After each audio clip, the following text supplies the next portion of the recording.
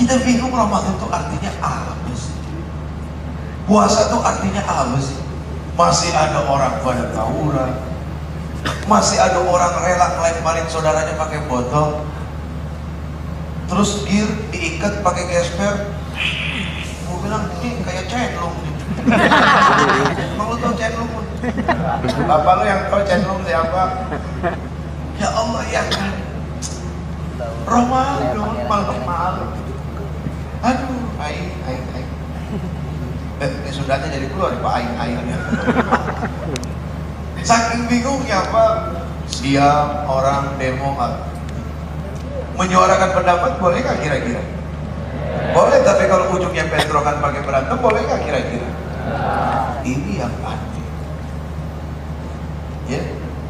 Akhirnya di sini kita dapat jawaban, ya Rabb, ternyata diri ini masih tidak tahu apa itu Ramadan.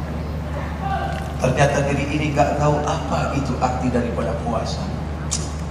Padahal kita sudah jelas, puasa itu bukan cuma hanya sekedar menahan perut dan tenggorokan dari lapar dan haus, tapi menahan segala-galanya yang akan membuat kita hina dan terhina. Kenapa seperti ini? Oh, mungkin ada kekeliruan di dalam memahami arti lebaran. Kalau kita keliru memahami arti lebaran, ujung-ujungnya adalah selalu bicara materi. Dan kalau udah bicara materi, paling susah. Sekali waktu beberapa hari kemarin saya di Bandung ngobrol. Kebetulan abang-abang kita ini kerja di security service. Ngobrol tuh masalah satu, waduh guru, ya kan? Dia ngomong, Jen, emang kalau urusan perut urusan paling susah. Kadang-kadang kalau udah ngomongin perut kita lapar, kita bingung. Aduh, kita udah nggak kenal iman, kita udah nggak kenal agama. Apa yang bisa kita lakuin, kita lakuin. Betul, nggak salah ketika dia berpikir seperti itu. Tapi ketika kita melibatkan iman betul-betul, nggak usah jauh-jauh, lihat aja Bang Haji, Bang Joni, yang bakal jadi tamu kita. Siapa nggak kenal sama Joni Indo? Rampok. Aku udah dapet izin tadi, nggak apa-apa kan? Lagi sahur. Lagi sahur. Untung kagak dengar. Dia mau diomongin malu lagi. Ya. Begitu orang ketemu hidayahnya, dapat amalannya, tahu tujuan hidupnya, akan berubah seketika. Lapar itu tidak akan menggoyang hati orang yang beriman.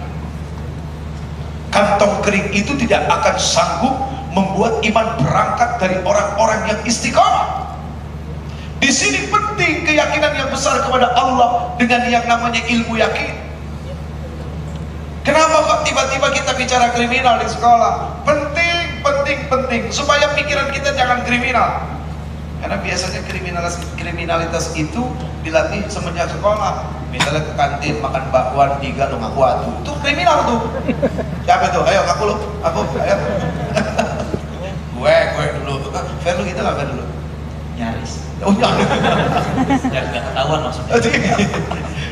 Nah itu sudah termasuk mempola mendidik diri dari remaja sudah berbuat kriminal. Ketidakjujuran itu awal muasal kejahatan besar akan terjadi.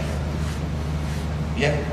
Jadi ketika orang sudah tidak jujur, gitu kan, lalu kemudian menjadikan ketidakjujuran itu sebagai sikap sehari-hari, bukan tidak mungkin ketidakjujuran ini akan merampas imannya.